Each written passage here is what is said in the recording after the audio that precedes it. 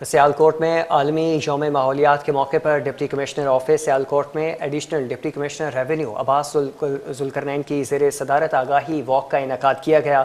Walk میں محکمہ تحفظ ماحولیات، parks and horticultural authority rescue 1122 ضلعی انتظامیہ کے افسران اور اہلکاروں اور شہریوں کی بڑی تعداد نے شرکت کی۔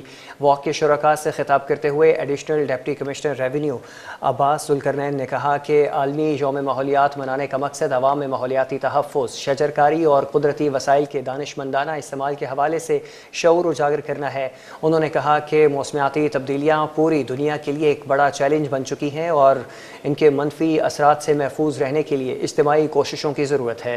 انہوں نے کہا کہ درختوں کا تحفظ اور زیادہ سے زیادہ شجرکاری وقت کی اہم ضرورت ہے۔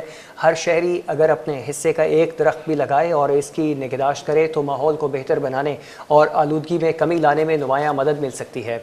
انہوں نے عوام پر زور دیا کہ وہ صاف ستھرے اور سبز ماحول کے قیام کے لیے اپنا کردار ادا کریں۔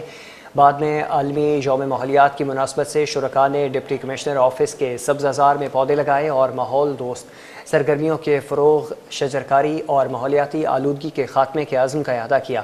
مقررین نے اس بات پر زور دیا کہ سرسبز اور صاف ماحول ہی آنے والی نسلوں کے محفوظ اور خوشحال مستقبل کی ضمانت ہے۔